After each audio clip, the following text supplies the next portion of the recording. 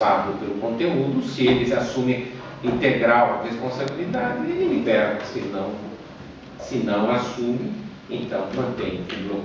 Mas acabou vencendo o conceito de que isto poderia provocar uma autocensura, uma redução da liberdade de expressão, porque muitas pessoas poderiam ficar intimidadas, essa situação poderia acabar sendo objeto de abuso, e o fato é que o que estava nessa proposta foi mudada para o que está agora no artigo 15 do projeto. Esse é o projeto, então, que o Executivo mandou para o Congresso. Aí, o artigo 15 hoje fala: salvo disposição legal contrária, o provedor de aplicações de internet somente poderá ser responsabilizado por danos decorrentes de conteúdo gerado por terceiros, se voz, ordem judicial específica, não tomar as providências para, no âmbito do seu serviço e dentro do prazo assinalado, tornar disponível o conteúdo.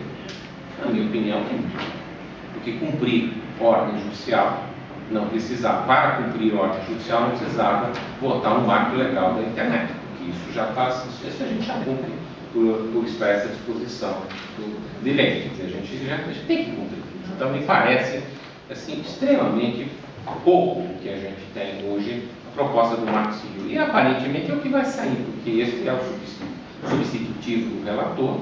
Eu não posso garantir que é a última versão, porque como ele não está oficialmente apresentado, ele ainda está negociando, ainda pode mudar. Mas esse artigo 5º revela exatamente o que está por trás da mudança, quer dizer, com o intuito de assegurar a liberdade de expressão e evitar a censura, o provedor de aplicações de internet somente poderá ser responsabilizado civilmente por danos decorrentes, etc. Mantém aquilo que a gente viu.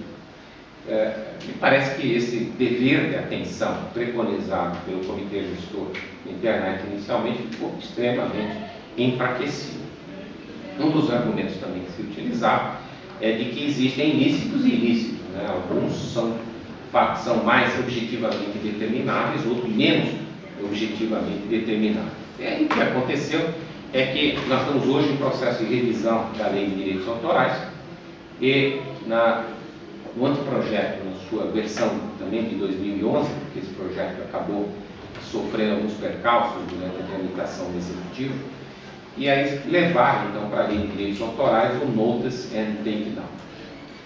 E o artigo 105A é aquilo que estava no Marco Civil e que saiu e que é, uma aplicação do DMCA. Então você tem aqui no 105A a mesma regra que estava no Marco Civil, e depois lá nos outros dispositivos você tem as outras aplicações do procedimento. Aí, no meu modo de ver, nós vamos ter uma situação muito interessante. Se é verdade, por um lado, as violações de direito autoral são objetivamente mais determináveis do que casos, por exemplo, de ofensa a direitos de personalidade, como a imagem, a honra, a reputação da pessoa.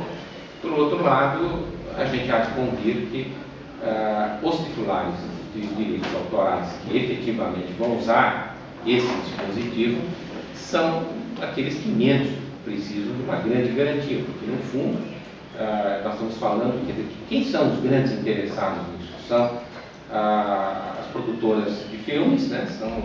É a Motion Picture Association, eles têm muito dinheiro, são as gravadoras, das músicas, quer dizer, então são os grandes titulares, os grandes grupos econômicos que vão ter o seu procedimento facilitado, o procedimento de usar esse mecanismo para tirar. E o próprio cidadão, o indivíduo que tem lá um conteúdo no Orkut, no Facebook, esse não vai ter esse procedimento, esse vai ter que recorrer a um outro procedimento, ele vai ter que esperar um procedimento judicial, que é, no fundo, o que está vigorado, o que está no Marco Civil. Enquanto isso está acontecendo, a jurisprudência está evoluindo. A jurisprudência caminha em outra direção. A mesma ministra Nancy Andrighi, aquele voto que eu citei ontem, ela estabeleceu algumas regras, que é o entendimento do judiciário do que deveria ser feito. A fiscalização prévia pelo provedor de conteúdo do teor das informações postadas na web não é atividade intrínseca ao serviço prestado. de pleno acordo. É um conceito geralmente aceito, né? Então, de modo que não se pode reputar defeituoso o site que não examine e filtra os dados, desenvolve uma responsabilidade objetiva decorrente do Código de Defesa do Consumidor, e ela também diz que o dano moral decorrente de mensagens com conteúdo ofensivo não constitui risco inerente à atividade, então também não aplica a teoria do risco. Até aí,